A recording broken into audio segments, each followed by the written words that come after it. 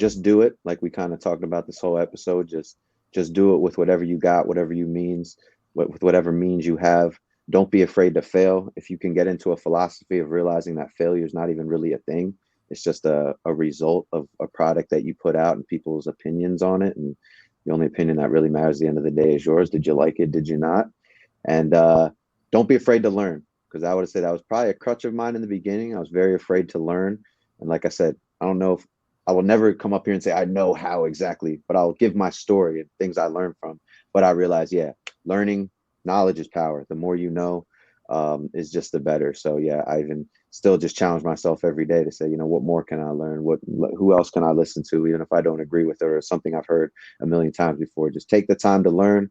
We've only got so many hours in the day, so don't get overwhelmed with it and think you got to learn it all in 24 hours. Just tidbit by tidbit every day, and just trust your gut. Like I said, if you don't want to do something, don't do it. Value your life more than your career. I would say that. Laughing Vikings Live. High vibe chats with actors, comedians, and creators, plus stand-up comedy, sketch comedy, and most importantly, you. That's right, join us every Monday for new episodes, and you can be a part of the show on Facebook Live, YouTube Live, and Twitch. Ask questions and interact in the comments, and make sure to share this with your actor, comedian, and creator friends so they can be a part of the show too. Can't make a live show? No problem. You can catch up on your favorite podcast platform and visit laughingvikings.com to find out how you can join the cast and crew. All right, it's time for today's show. Buckle up and make sure you stick around to the end, because we have a special surprise for you. All right, ladies and gentlemen, it is Laughing Vikings Live. Happy Monday Fun Day. Let's go.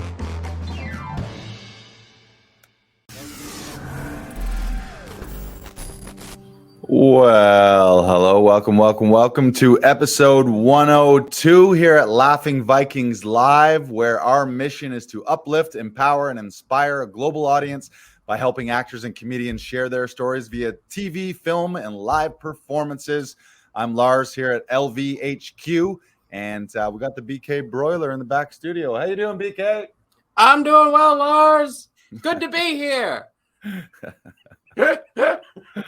Good to see you. Yes. We got a great episode for you today. We're going to talk all things expansion and growth here at Laughing Vikings and Actors Audition Club. It's been an exciting, it's always exciting, but it's been a little extra exciting because we are expanding, we are growing. We're bringing on new members of our team here. We brought on new members, new actors, members of our Actors Audition Club. And now to support those actors, we're also bringing on new audition session directors, or ASDs, as I like to call them, because I love acronyms. ASDs, audition session directors.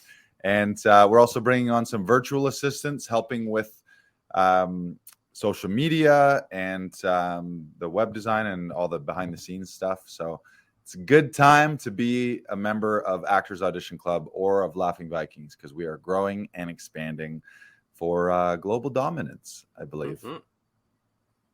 Yes. How are you? Yeah, I am doing well. It has been very busy here at the studio, and I've been like an Energizer battery, Lars. I just keep going and going and going, and then you just put a little coffee in me, and I'll get back out there.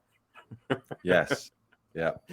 But yeah, Brandon, it's been really busy. So it's been a lot of fun too. I've been learning a lot, and it's been a really rewarding time. It's been a really rewarding summer. Yeah. Sha-la-la-la. Yeah, you're doing, and shout out to you. You're doing a great job.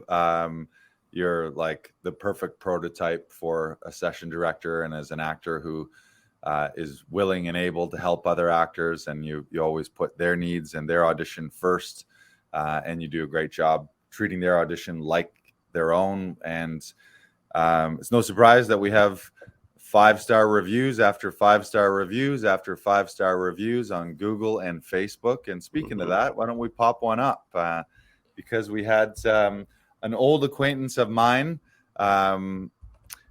This one we're going to show first. I was going to show Aaron. Show this one first. Let's show Aaron's first. We'll get to Comedy Alley afterwards. So Aaron Eves is an actor, writer, I guess producer as well. He was involved. I met him a long time ago in 2015.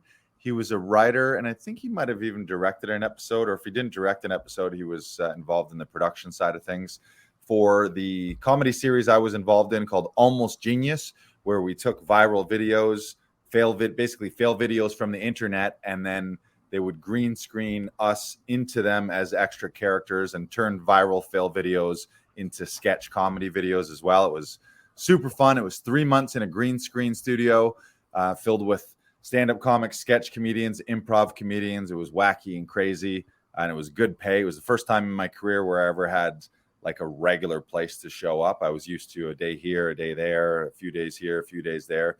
But this was 3 months straight, Monday to Friday. We were shooting 2 episodes a week.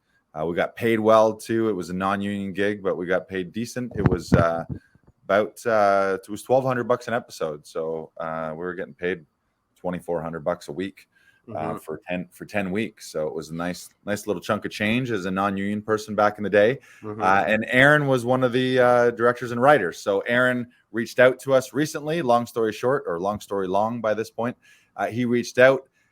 He hadn't auditioned since COVID. He had been taking a break for some family reasons, and then wanted to get back into the audition game, and needed help because he didn't want to be stressed out by trying to figure out how to do this at home.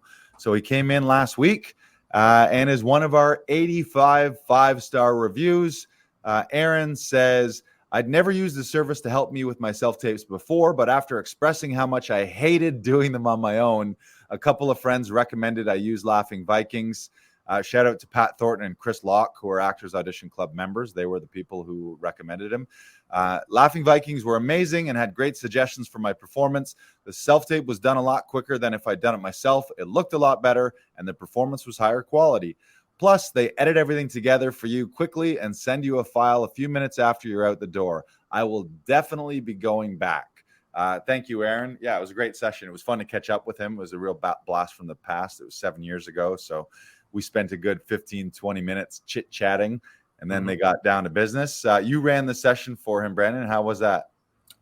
One of the smoothest sessions I have ever run. That is one of the biggest compliments I could say. Like he came in with a game plan. He knew what he wanted, and I just had to point the camera and press go. And it was an amazing session. Like I always feel bad sometimes, especially if we finish like a little bit earlier, but like you come here for the peace of mind, right? You come here so that you don't have to worry about all this stuff. As Aaron said, like you don't want to worry about having to edit the tape, and then you want to come in, do the thing that you love, and then leave, and then it's done. Right. And that's, I think, the most beautiful thing of all. And especially when you come in so prepared and like so ready to go and so like in the zone, it's wonderful. And everything comes together so nice, and it comes together so smoothly because you've put in that time, you've put in that care, and now everything just melds together so nicely for you.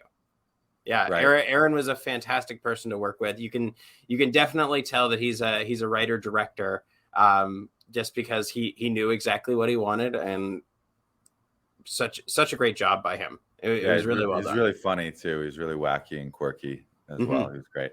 Yeah, you mentioned focusing on what you do and what you love, and for actors, that's bringing words off the page and bringing the scene together and making strong physical and vocal choices and emotional choices. And that doesn't necessarily mean camera work or editing or any of those things. So so shout out to Aaron there as well. And we wanted to talk a little bit about growth too. Speaking of that, one of the things that one of my business mentors, James Wedmore, through his program Business by Design, he often says, do less, earn more, which sounds backwards. James likes to say hashtag backwards, because it sounds like, oh, you're telling me to be lazy, or you're telling me not to have a good work ethic. That's not what he means. What he means is focus on your zone of genius, whatever that may be. Focus on your zone of genius that has the highest return on investment for you. meaning what are your high value activities? What are your high value revenue generating activities? And for an actor, that's being on camera or being on stage. That doesn't mean editing or setting up lights or setting up a backdrop or having to spend an hour bugging family member and friends to help you. And as a business person here, for me, that meant doing some expansion so that what we're doing right now is we're bringing on more session directors. So there's going to be more actors running in-person studio sessions, as well as more actors available to run studio sessions Zoom sessions. And we're also bringing on some virtual assistants to help with some of the social media management, help with some of the video editing. And that's largely for me, because what you don't see is I spend a ton of time behind the scenes running the business and building the business. That means web page, that means marketing, that means email marketing, that means building landing pages, building opt-in pages, building the membership area, editing videos, building out all the software, doing all that stuff, which is also not my zone of genius. And it's not, those are jobs that can be hired out for an hourly rate. So you're going to see a big boost in our output social media wise and our posting and our social media campaigns.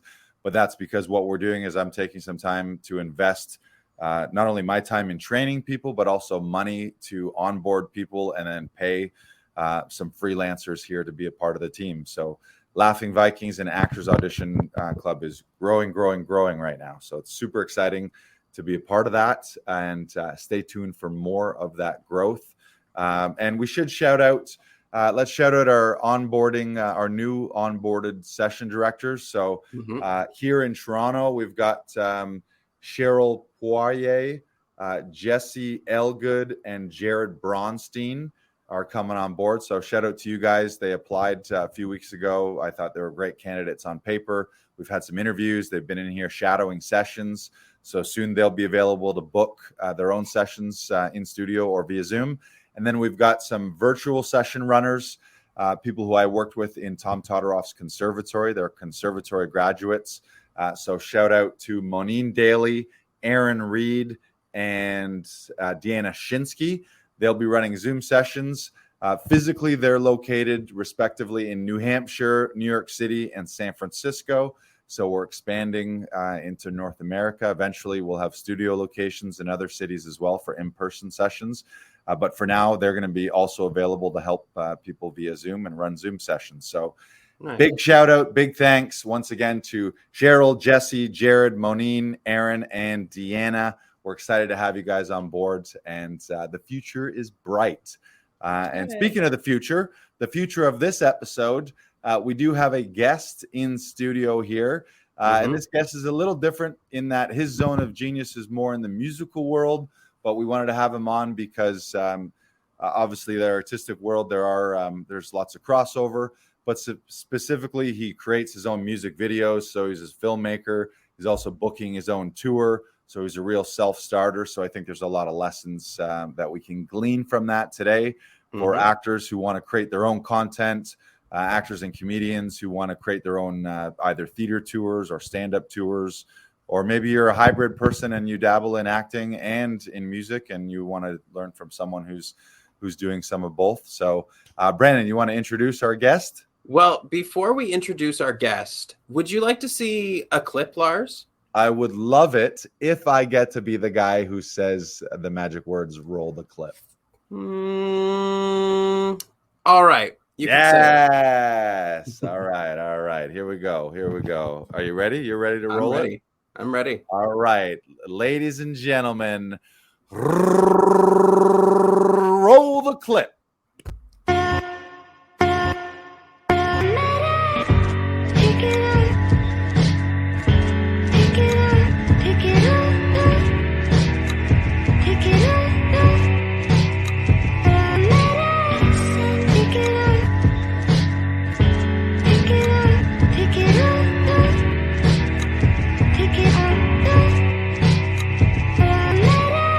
Girl, you provided me with energy.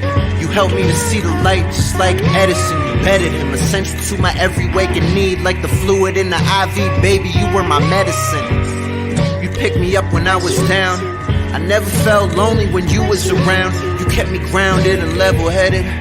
You deserve every single ounce of credit. Forever indebted, you were good to me. You was good to me. Said I was good people's, and that was good enough. I'm apologizing for everything that I couldn't be. You deserve the world, girl. I know you're looking for love.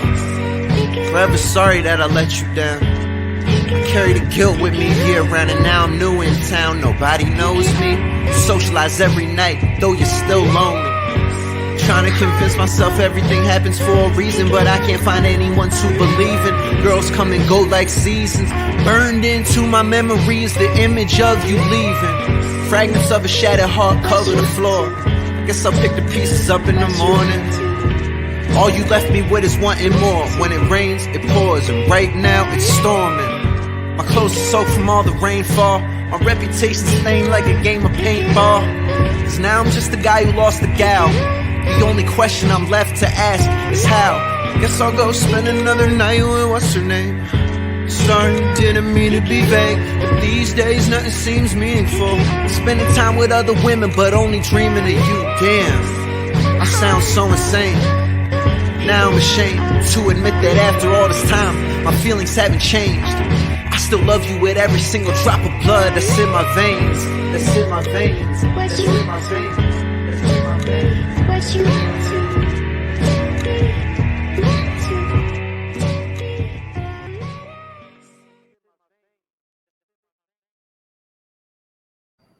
Nice. Okay. He has been a recording artist for 13 years. He is the winner of multiple film festival awards for best music video, and he is going on a nationwide tour in September. Please, everyone, give it up for Mowgli Son. What is up, guys? What is up? Appreciate you having me on the show. First and foremost, nice to meet you, Lars. Yeah, good to meet you, buddy. Yeah, good flow in that track. I liked it. Hey, I can definitely relate to the sentiments in that song too of missing a lady as well. So hey, very universal. Yeah, it happens. It happens from time to time. We got to write about it. Yeah. Exactly. Well, quick question: Where was that shot? What was the backdrop there? What city? That was shot in Los Angeles. I'm so blanking on the name.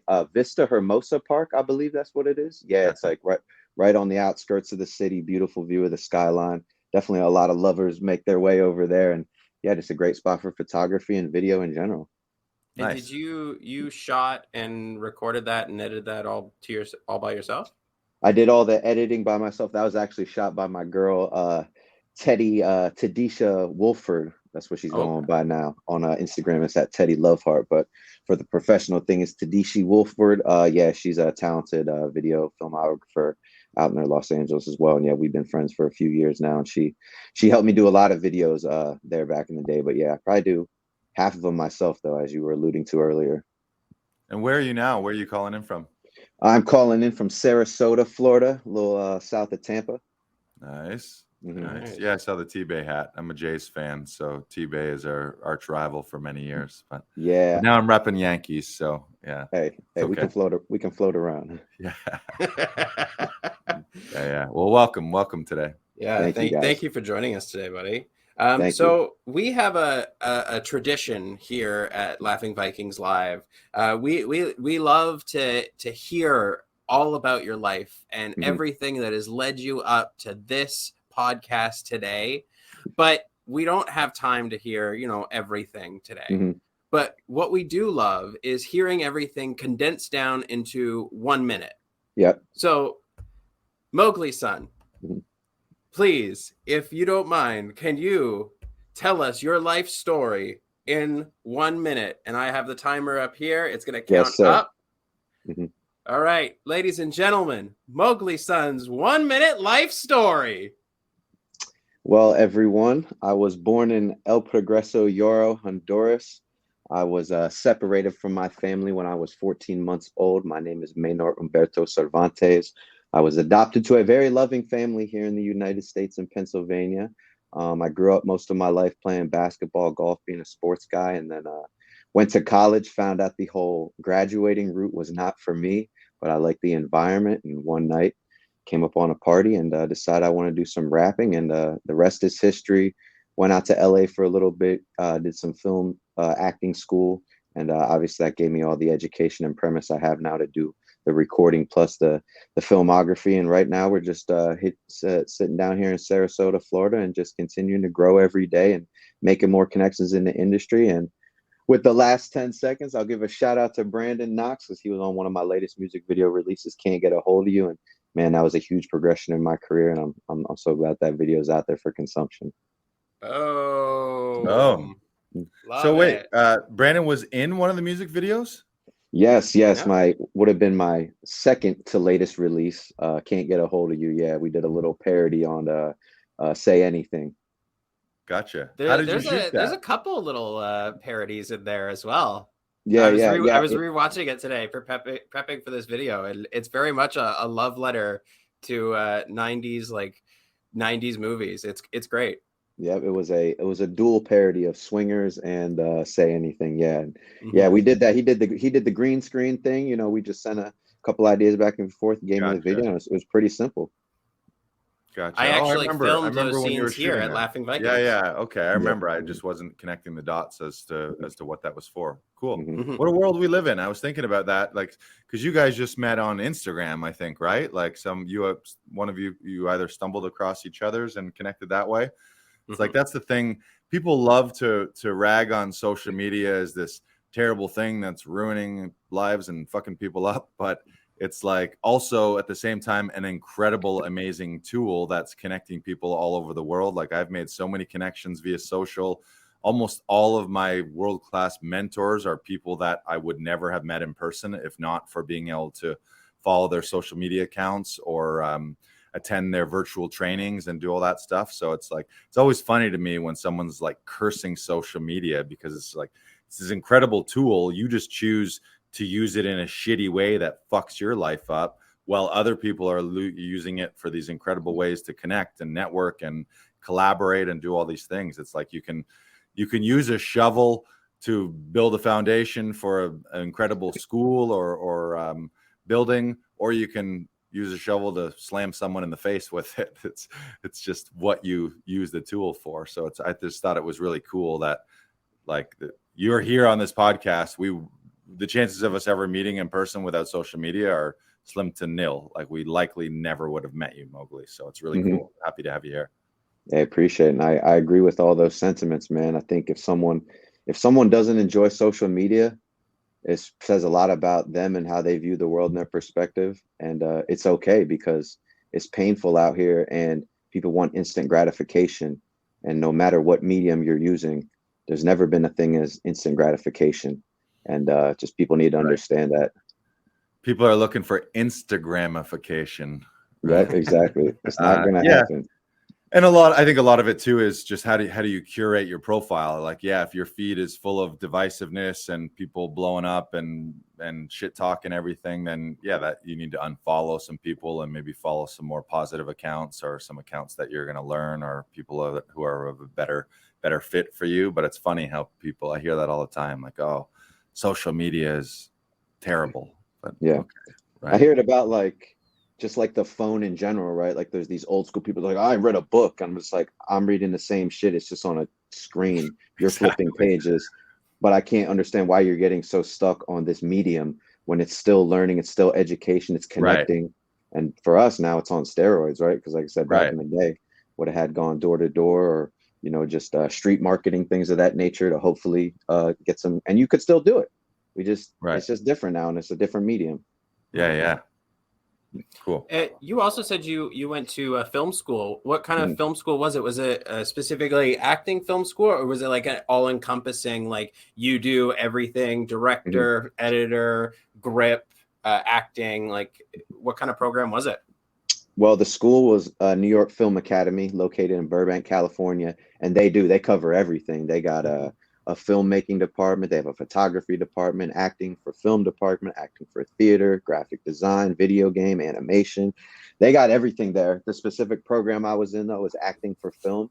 And so obviously the primarily focus is going to be acting for film, but you still do get a good base of everything. They want you to have some experience with gripping. There was a filmmaking class we had to take, and that's kind of what got me interested on the other side of the camera. I was like, oh, I like was like, oh, 24 frames per second. That's why I was always like, why do movies look like that? The evening news doesn't. So yeah, they give you a good background and everything, but obviously they have everything focused for you. So you have acting for film was what I did. Yeah, I wouldn't trade the experience for the world. That was awesome. Because are you still auditioning for other projects outside of your own?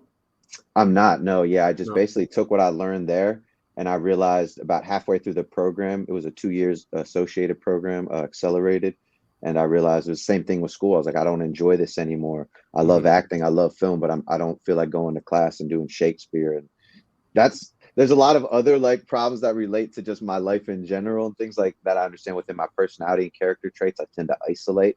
Mhm. But at that point, I just realized, yeah, my heart is completely in the music. And with everything I've learned with the acting and the film, of course, I can apply this 100 billion%.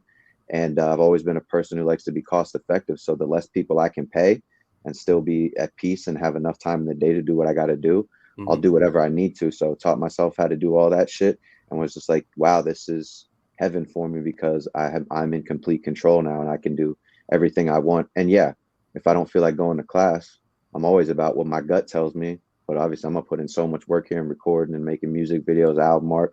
So I realized, yep, the acting served its purpose.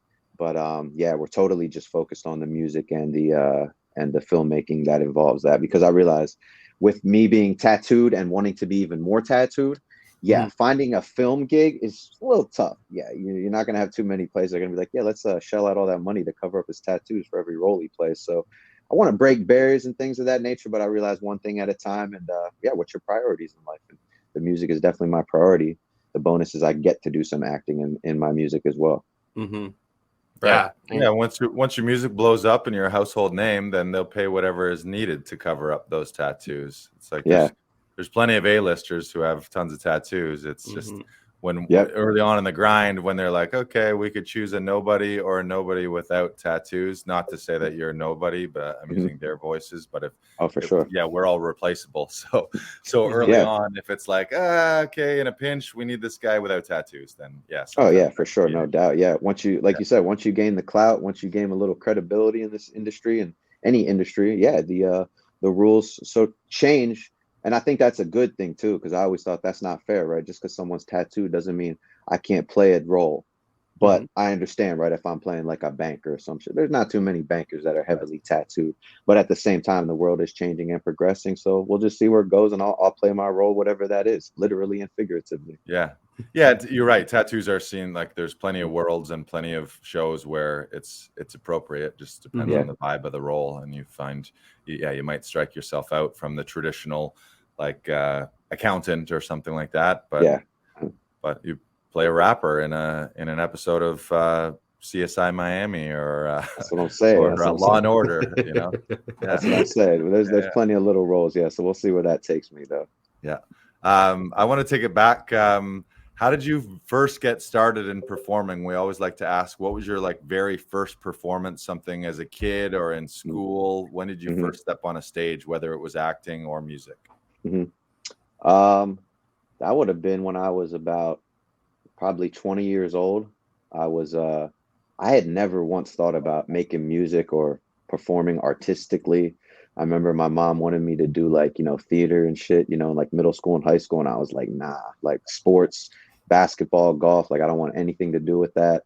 I'm not like that. I'm not soft and emotional. I had these stereotypes in my head. And then obviously I grew up and realized actually I am exactly that. I'm very soft. I'm very emotional, but I'm tough as well too. And yeah, I was just at a party one night in college, and some kid was rapping, and I thought he was freestyling, and I was like, "Yo, that's sick, bro." I was like, "I can't believe you can do that just off the top of your head." And he was like, "No, it's this kid Asher Roth. If you guys are familiar with him, that would have been about 12 years ago. His song "I Love College," hit the Wow. nation pretty crazily, and I was just like, for me, it was interesting, right? Because I'm in Westchester, so I see this white kid that makes it from the suburbs, and I'm like, all I've ever known is black and brown folk being hip hop people. So it's funny, even though that's what I am, it just took that for me to be like, yo, you can really do anything in life. Like that was just like, yo, I haven't seen anyone blow up to that nature since Eminem, and he still didn't even reach the plethora of Eminem. He had a good little run for a second, but that was like, all right, let me do this, and then My friend hooked me up with his cook at Outback that had a recording studio, record a couple tracks, and there was an open mic, hip hop open mic in the town I lived in, and yeah, I went there, and the rest is history. Nice. Had you been doing it like behind closed doors or anything? We were rapping in the shower or I was always a person who loved to sing along to songs, and I think I right. realize now I was probably doing that subconsciously, and that helped. But yeah, I was never wrote poems or raps or anything. It was just literally that day at that party, and then the next second it was like, all right, let me start rapping. And I think the crazy thing is, you say my first performance might have even been that night or the next night, because I remember the second I started rapping, I was never shy about it, and that's what I Right. loved about college. Right, even as shitty as I was back then, people just loved it. And so like every party I went to, everyone was like, yo, you gotta rap, you gotta rap. And it was freestyles at the wazoo. So I was never shy about performing, whether it was actually in a structured place or, like a party function. Nice. Nice.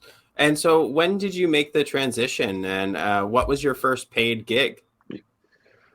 Whew. So yeah, it was like I found the music probably in like, I want to say fall of '08, and then by spring of '09, I remember I called my mom after a night of psilocybin magic mushrooms. And I was like, yo, I was like, I can't do this school shit. I was like, I want to do music. I was like, this is all I want to do. And yeah, it's crazy how psychedelics can play into opening your mind. Because, like I said, the rest is history. I got into a recording connection, what was an audio engineering school in Philadelphia. Obviously, completed that program, did another advanced program of that. So that's how I learned how to record.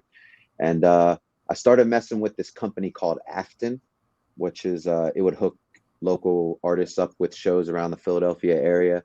And that would be my technically first paid gig, because it's still like a lot of those showcases that are still around today, where it's like it's pay to play in respects to the fact that most of us back then when we were young, we didn't really know how to cultivate an audience. So really what they would say was like, you buy 10 tickets, right? Then you sell them for however much you want and you keep the profit, right? But most people would just end up buying the tickets so they could perform. So I did make some money the first performance, one of the first ones I remember, because a lot of my college buddies were so down to go to it. But it's like, they're not trying to go to a show every week, right? It's like you go to a Drake show, once a year, right? Not every day. So Right. it was hard to get more people to come out, but I didn't know what I know now back then. But yeah, that would have been, it got started pretty quickly. Yeah, 2009 probably would have been my first gig then, first paid gig as well. Nice. It seems like you've spent a lot of time doing a lot of different sorts of editing. Is that true?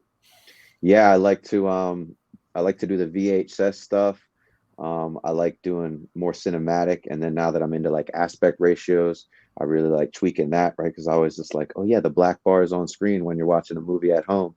Didn't even realize that, versus when I'm watching the real world and it's taking up the whole screen. So yeah, I definitely like to mess with the aspect ratios and get a little film edit or a VHS edit in there as well too.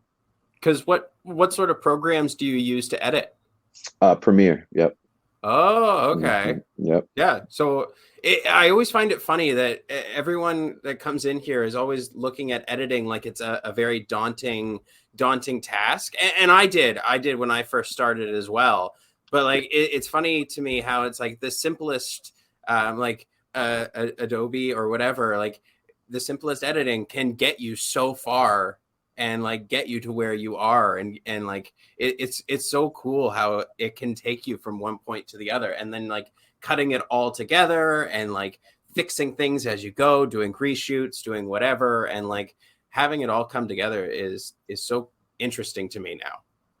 Yeah, and it's just, I don't like the word lazy, because I realize I've always been shooting music videos, but I was overwhelmed back in the day, right? Of like hearing the word color grade when I was like 23.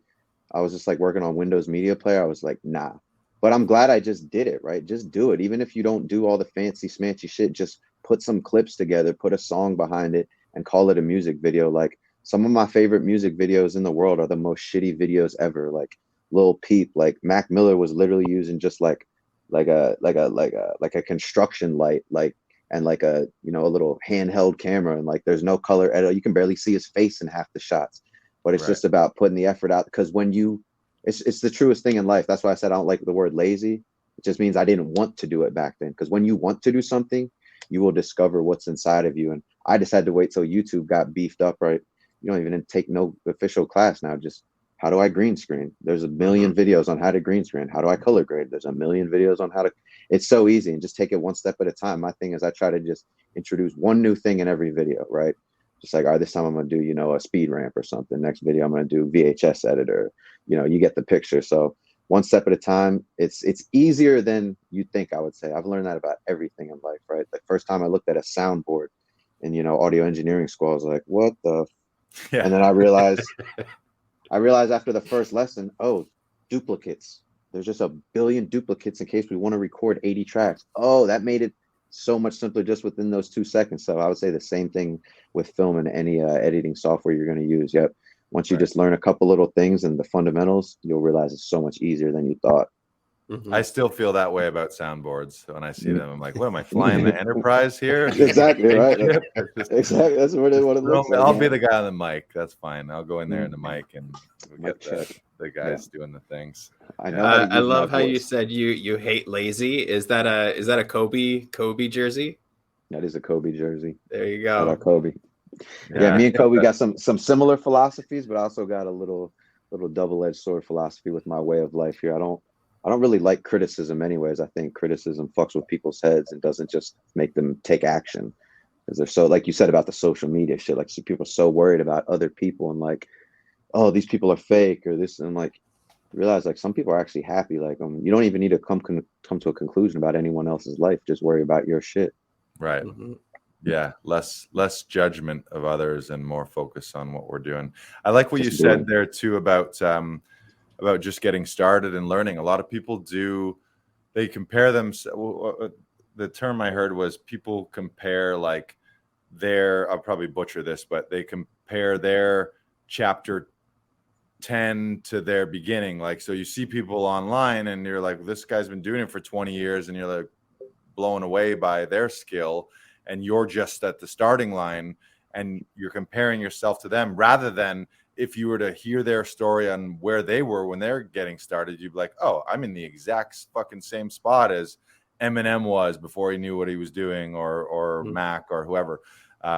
So yeah, it's just about realizing where you are now and getting started with what you have now and the means and resources you have now. You don't have tons of money to invest in equipment. Well, what do you have, and what can you borrow? What can you beg? What can you steal to make it happen? Maybe not steal, but I mean steal in a nice way. Borrow, whether it's acting, music, filmmaking, like it's just get started. And there's the saddest thing in the world, and I'll use an example of podcasting, and you'd be on like an online Facebook group and someone's been thinking and wanting to start a podcast for like 2 years, and the conversation they're stuck on is, what microphone do I need to get, or what platform should I start it on? And it's like, that's not the issue. It's just get started with a microphone, realize that you can upgrade later, and then upgrade when you have the means to do that, versus so many people like, oh, what microphone? I don't know. And they spend like weeks and weeks and weeks on website like Amazon comparison charts, figuring out the perfect microphone. Like that decision, when they haven't even recorded an episode, is going to be the thing that makes or breaks them. Like it doesn't make any sense. And I'm sure you see the same thing in music, where musicians are like, what camera do I get? What microphone do I get? What editing software should I use? And that's not the question. The question is, when are you going to start? Why haven't you started? You should have started yesterday, and the next best time is start today. Just like Nike said, man, they literally have the best slogan ever. Just do it. Like, just do it. Like you said, with whatever you got. I think I've realized over time, it's totally about the substance. Like, yes, equipment and all these things level up when you can, but the substance is what your art is about. And then the promotion and marketing is just about your hustle and telling people what you do and telling more people every single day. And when it comes to the product, my music marketing mentor, Adam Ivy, shout out Adam Ivy, he's got a great saying, done is better than good. We just want it done, because you're wasting time. Like I would compare myself when I was 19, just starting out. I'm like, man, Drake already made it, right? And I was like, wait, but I'm just starting. So why, like you said, why am I comparing my chapter 0 to his chapter 20? Because now I realize, oh shit, he's been dreaming of this shit since he was 7, 8 years old, when I was just worried about playing basketball. So live your own life. Just worry about your own clock, because it's ticking. and just take action.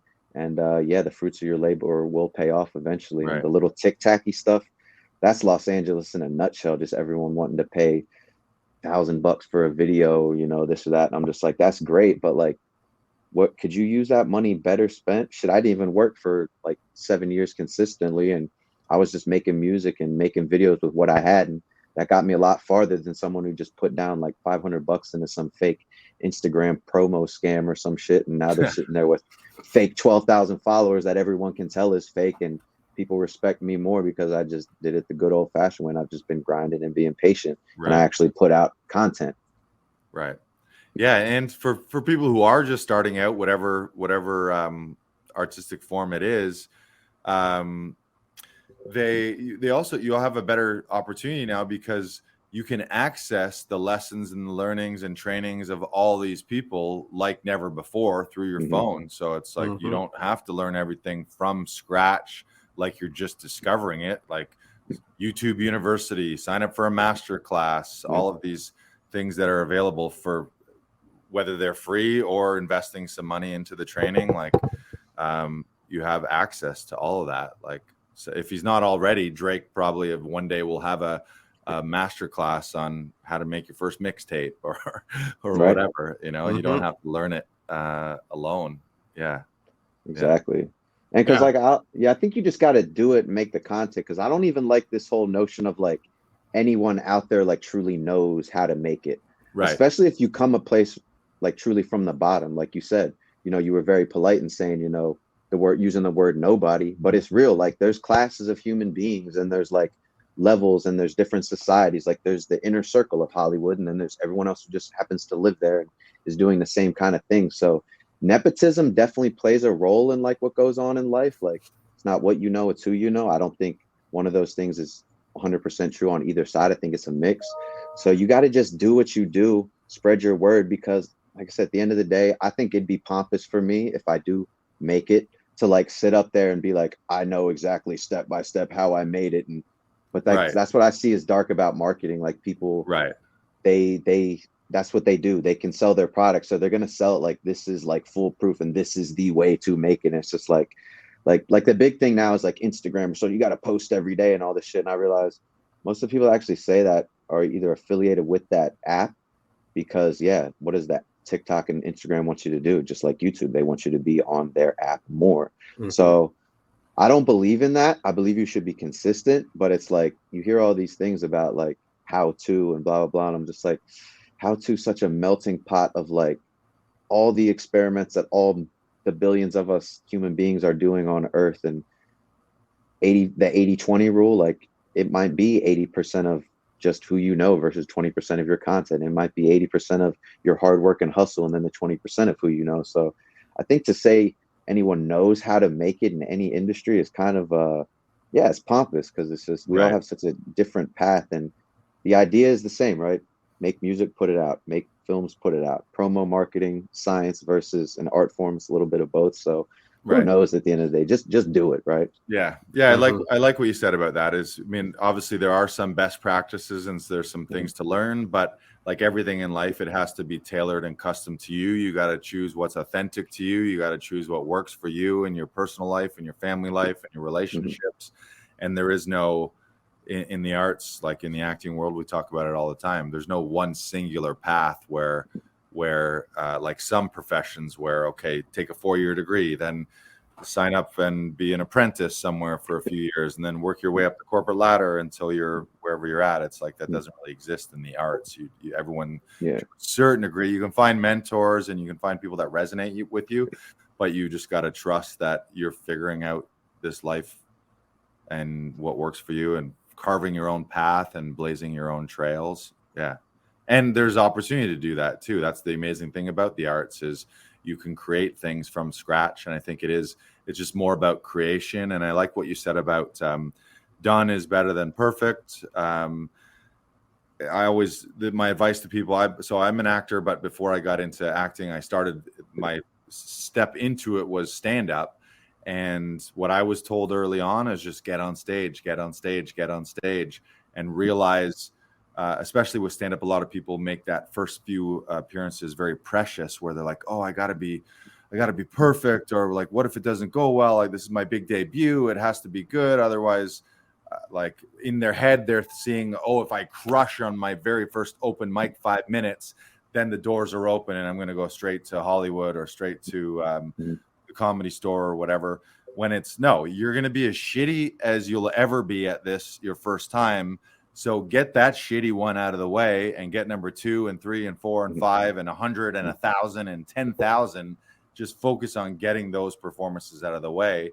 And then along the way, focus on learning and growing and improving and tweaking and leveling up. But just get the reps in first. Get the reps. Yeah. Because I look at it as like just a crazy overall, just like totality of the earth view, right? So I think about all the years this earth has been here. And like I said, to say you know how to do something is that's very pompous to me, because all I think about is the millions and billions of artists that have come before us who have worked so hard, who have followed the guidelines, like you said, because they do come from good knowledge. They come from past knowledge of other people saying, this is what worked for me. This was an important cog in me making it to where I want to be. But like you said, in any industry, say I want to be a dentist, right? There's the top dentist in the world. And I think when we're in the entertainment industry, we get so locked in on the people we see on TV, like the Leonardo DiCaprios, the Drakes, right? We're like, that is the only definition of making it, when we know it's not. There are plenty of quote unquote B-list, C-list, actors, musicians as well. Like, I'm going on tour, which is like, that's why I say it's kind of humbling, because I'm like, I've been doing this for a while.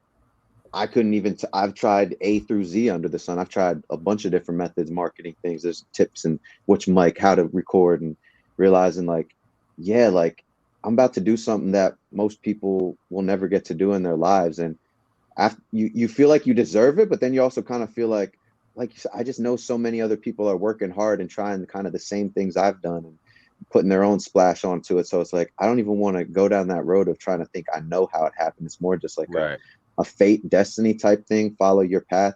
Like I said, use the best knowledge you can. And I think it's important. Add your own flair. Think outside the box. Take a risk. Be like, because my risk kind of now is just like, yeah, fuck that posting every day shit, man. Even if 100 billion gurus come and tell me that shit, I'm like, no, because it don't sit right with me. It's literally just me doing busy work like we all did in high school and we all hated. I'd rather be putting my time into making a music video. If that means I got to sacrifice a day where I post, because posting takes a little bit of time.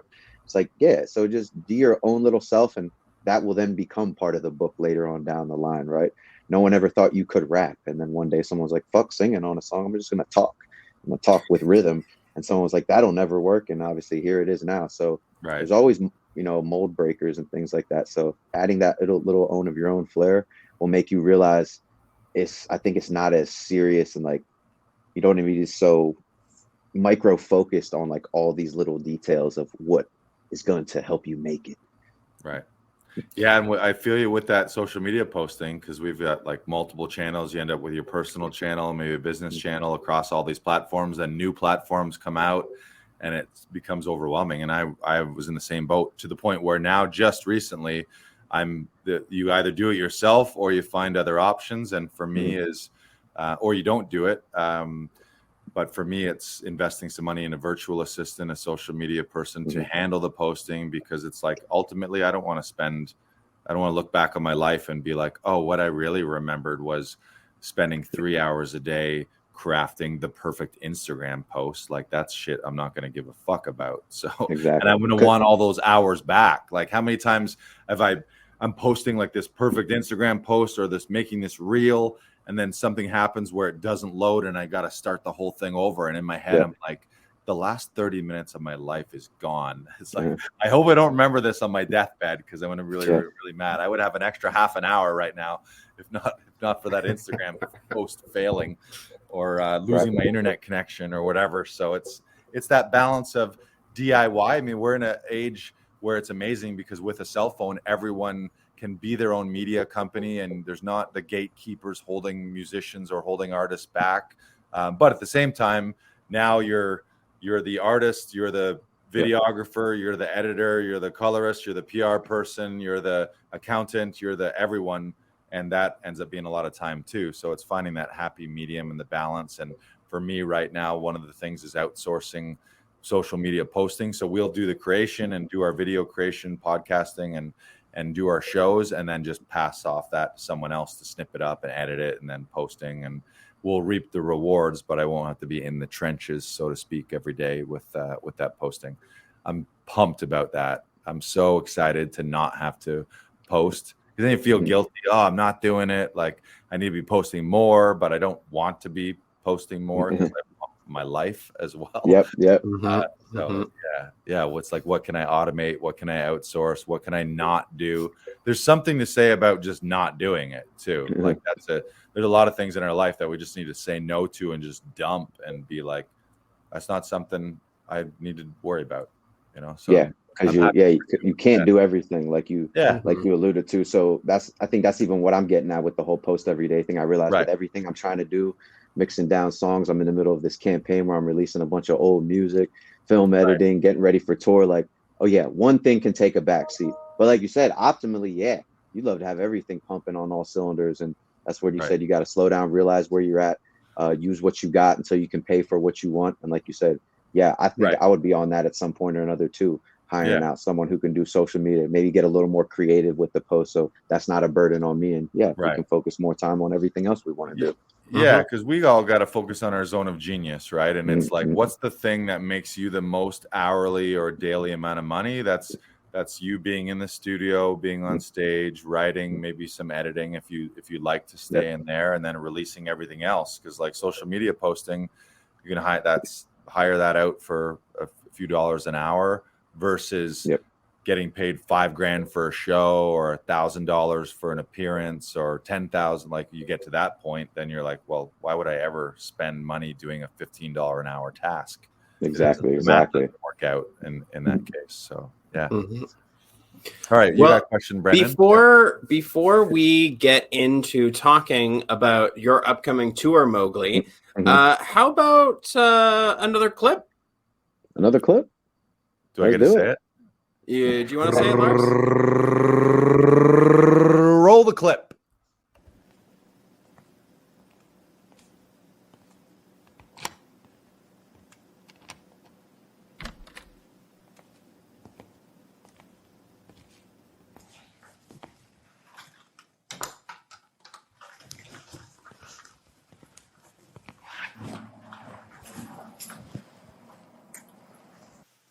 Mailbox. Yeah, you have 3 new messages. Yo, Mo, it's Santo. Listen, I just got the phone to label. Hit me back when you get this message. Guess who is your favorite cousin?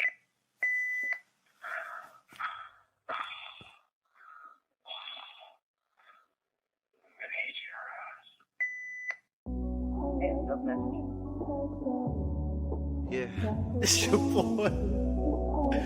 Yeah. Maybe I should phone her. Maybe I should phone her. Maybe I should phone her. Or should I just leave her alone? Maybe I should phone her. Maybe I should phone her. Or maybe she just wants her space. Maybe I should phone her, but I don't wanna be up in her face. What if I show her the real me? Will she accept me for who I am?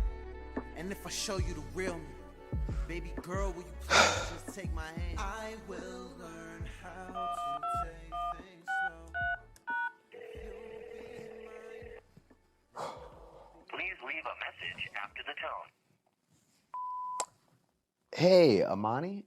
This is Mowgli. We met at the Dresden tonight. I was just calling to say that I had a great time. I hope you did too.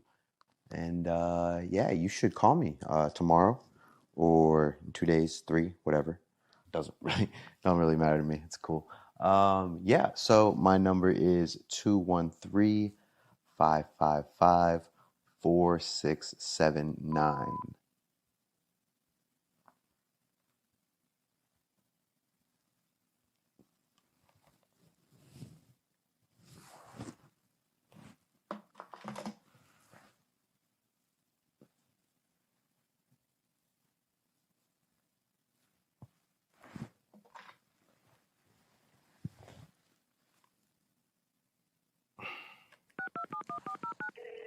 leave a message after the tone.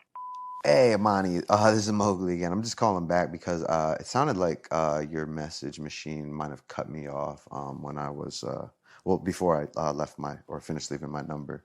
And oh, shoot, anyways, I'm so sorry for calling this late, but I knew you were at the Dresden when I left, so I knew I'd get your machine. Anyhow, my number is 213.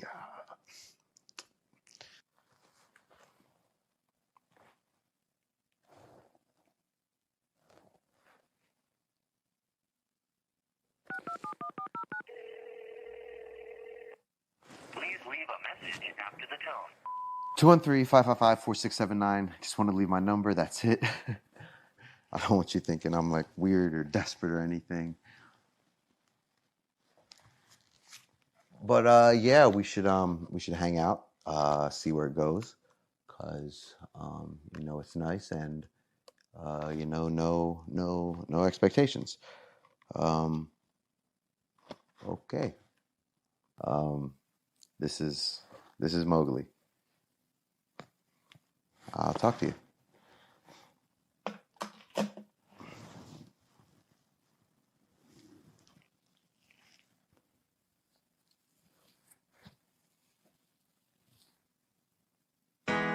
I've been waiting for you to call back. I've been waiting for you to call back. I've been waiting for you to call back. I've been waiting for you to call back. I've been waiting for you to call back. I've been waiting for you to call back.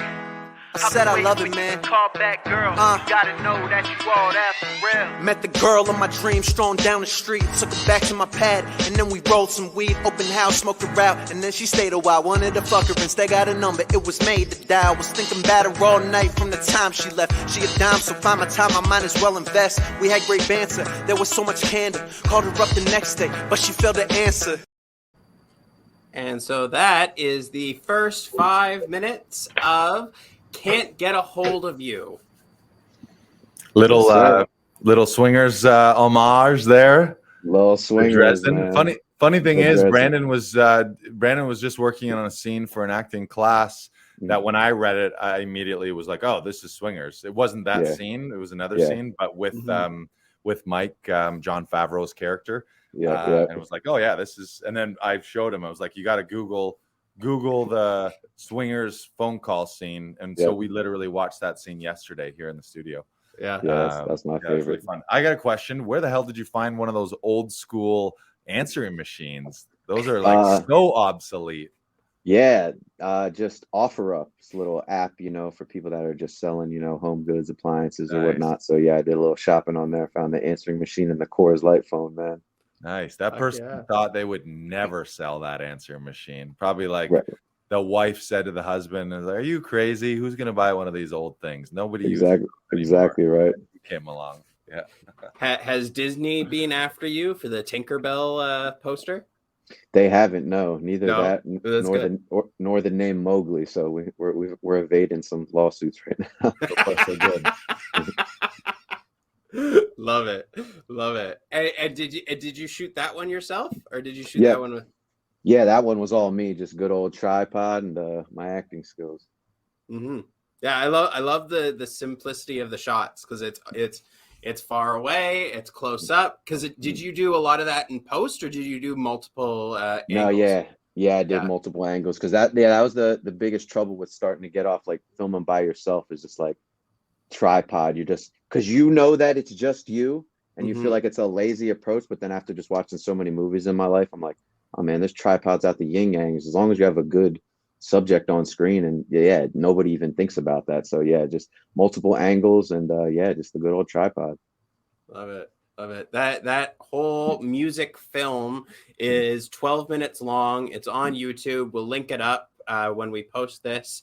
And it is fantastic. I'm near the end of this, right? Yes. Make sure you guys stay till the end because his performance is unforgettable. Nice.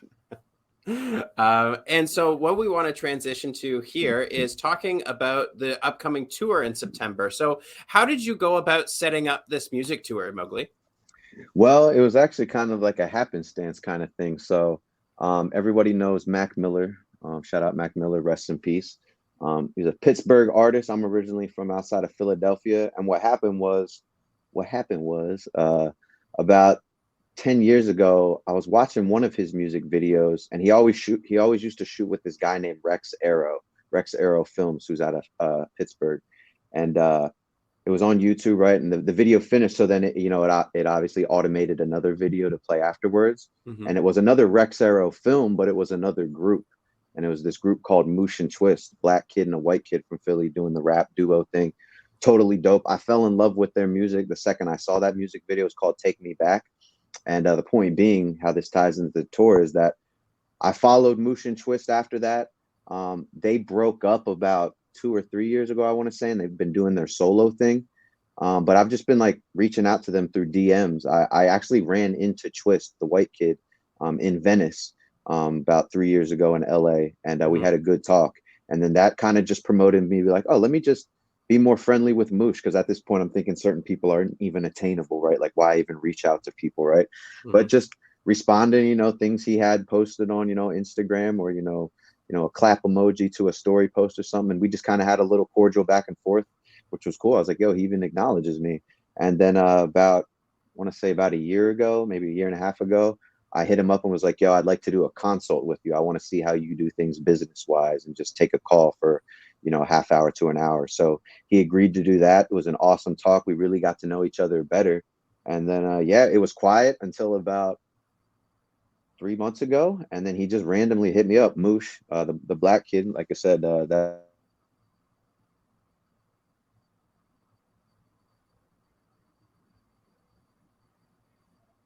He froze. Oh, Oh, well, wait. we will have him back in as soon. give Oh, it a there we go. second. Sorry. there we go. There we go. There we go. But we lost you at Moosh. You just mentioned Moosh. out of Yeah. the blue. Yeah. Yeah, so just out of the blue, he just hit me up with a direct message on Instagram, and he was like, are you trying to go on tour? He's like, I'm looking for opening acts for a nationwide tour. And I was just like, without a doubt, I was like, hell yeah, just give me the details. And I'm super grateful for him, because this is going to be his first headlining tour across the nation. When he was in the group Moosh and Twist, they did a bunch of tours as well back in the day, but this is his first headlining tour. So I'm honored that I'm going to be the opening act for all 20 cities. And I'm super excited to get this thing going. That's huge. Congrats, man. That's amazing. And what a great Appreciate way to get a national tour where there's a certain level of pressure when you are the headliner of everything having to go perfect. When you're the opener, some of that pressure is not quite there. Different pressures as the opener, but access to that audience and access to all the social media and the press and everything like that. That's huge. Congrats. And just great learning experience too, as well. As I'm excited to just learn from him and see how he does things. And that's why I talk about like the whole how to, because I couldn't even all I could tell people about how this came to be was just like, it wasn't because I posted every day. It wasn't because I had $1 million camera. It wasn't because I had the $1 million microphone. It was just I was working hard, and I was just talking to everyone I could. And dude saw something in me, and obviously that means a lot, because we all know that we only reach out to work with people that we respect and we want to work with. So I don't even know how the hell this thing happened, to be truthful. Just a lot of hard work, right? That's great. Yeah, I love the saying, you're welcome in rooms that you're already in, because you're reaching out, you're talking to people, you're making those connections, and similar to what you said about it's all about who you know. Like you do have to make those connections, and like those people will help you get to where you're trying to get to, and like each person has their own different experiences that you can learn from and cultivate from. Are there going to be any rehearsals for this? Like, are you going to be able to get to know, like, is it going to just be starting the tour and then you're going off, or are you guys meeting first and then like coordinating something and then going on the tour? No, yeah, basically it's just, he told me I got about a 25-30 minute set. So, I'll get all my mix downs, for the live performances ready.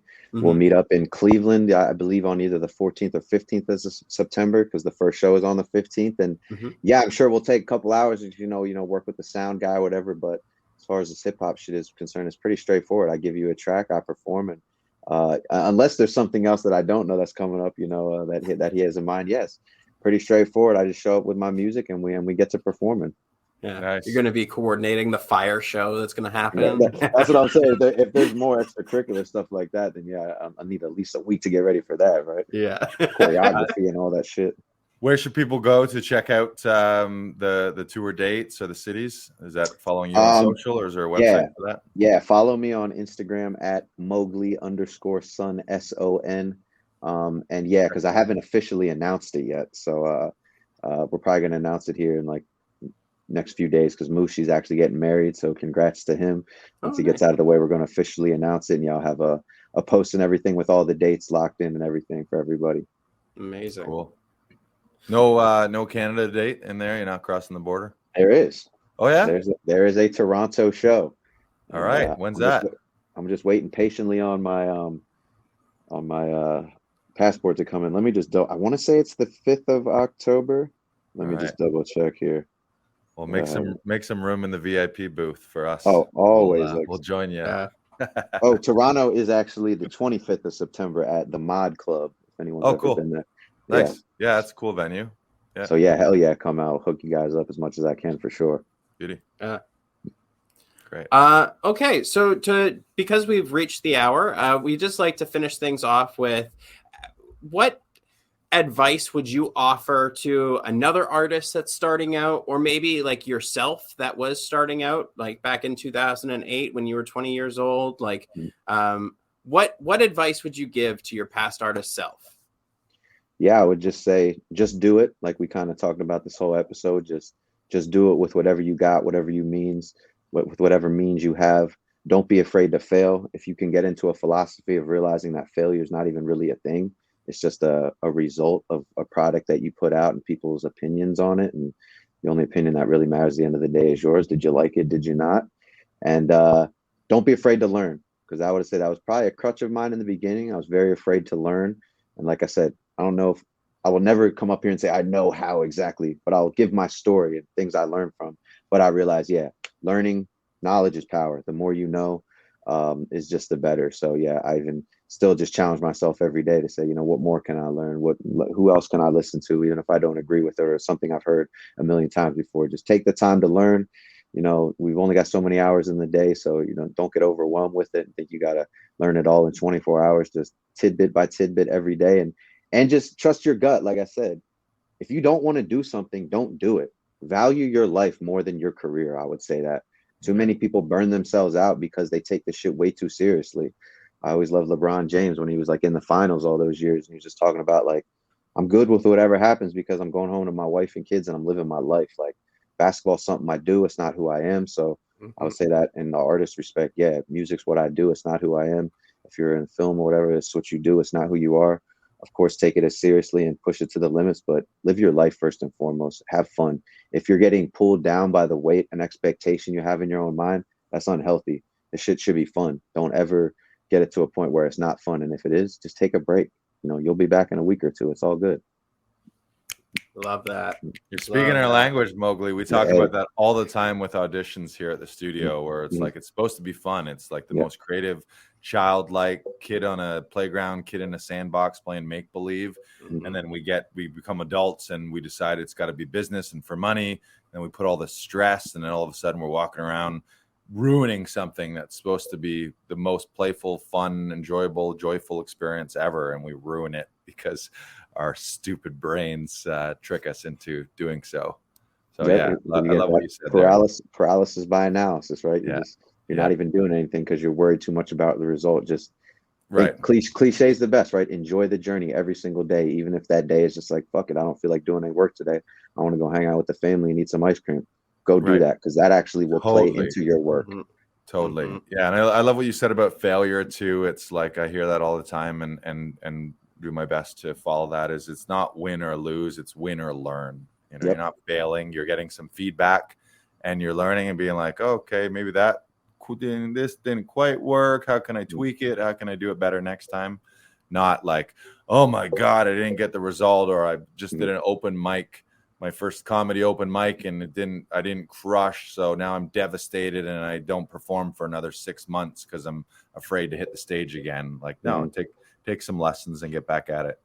Yep. Just realize how how blessed you are to even be doing it in the first place. I think The about fact that that we all woke up and we're connecting via technology, satellites right Mhm. now. It's like it's Yep. all fucking mind blowing. Yeah, it's all Yeah. all a gift when you can really just take your mind off of Right. all the BS. It's just a gift. Right. Just go out there and have fun with it. Right. And Yeah. it can all go away tomorrow for any one of us. So we got to Yep. realize that if we're not enjoying it today, then what the fuck? You know? Exactly. What's it all for? Yeah. Great. This has been great, man. I appreciate you meeting you. I'm really glad that that you connected with Brandon and that we were able to get on the show. I'll connect with you personally on social so that I can follow along with you too. And Likewise. well, this will be linked up. So to all our viewers and listeners, make sure that you're subscribing on your favorite podcast platform. I should just shout out to Comedy Alley as well. We've got comedy shows here at our venue every Friday, Saturday at 8 p.m. I'm going to just rattle off the performers here this weekend. So on Friday, I'm not going to be here this Friday hosting. So we'll have a guest host. Anto Chan is our guest host in Comedy Alley Friday, August 26th. We've also got Cliff Knight, Habib Siam, and John Mostyn, some Comedy Alley regulars. They're all fantastic. It's going to be a great show. And then on Saturday, the 27th, we have Braden Lynch as the guest host. And you can see Eric Andrews, Ernie Vicente, and a special guest to be named later. So you can go to laughingvikings.com/comedy alley to grab tickets for those. We sell out real quick. We only got 20 seats per show. So make sure if you want to check us out this weekend, go to laughingvikings.com/comedy alley. And as always, for the actors, if you missed our Audition Hero workshop, you can discover the ways that one actor went from stressful DIY self-tapes to booking a Hollywood blockbuster role, plus 2 series leads in less than 12 months. You can grab the replays to that workshop. It's a free workshop. Go to laughingvikings.com/audition hero.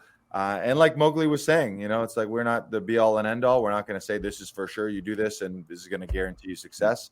But this is what has worked for us. This is things that have worked for actors that we work with here who have been very successful. So you take some pearls of wisdom from that workshop and hopefully it works out for you. But this has been a great episode, man. I really appreciate you. Thanks, Brandon, for hooking us up. And we'll share the links and everything for you too. So you'll have access to all this when we release it, and we'll link it up, all your socials into the podcast description too. Perfect. Yeah, I appreciate you guys 100%. This was such a fun experience. Thank you so much for having me on the show. We'll see you at the Mod Club in October. Yeah, I can't wait, guys. It's going to be awesome. September. Oh, yeah. I thought he said October 1st. Well, whenever it is, we'll link it up. September 25th. We'll get there somewhere. We'll get there. We'll figure it out. We'll coordinate. We'll talk about it. We'll make a group chat. It'll be lovely. We got a WhatsApp going. Yeah, it's all good.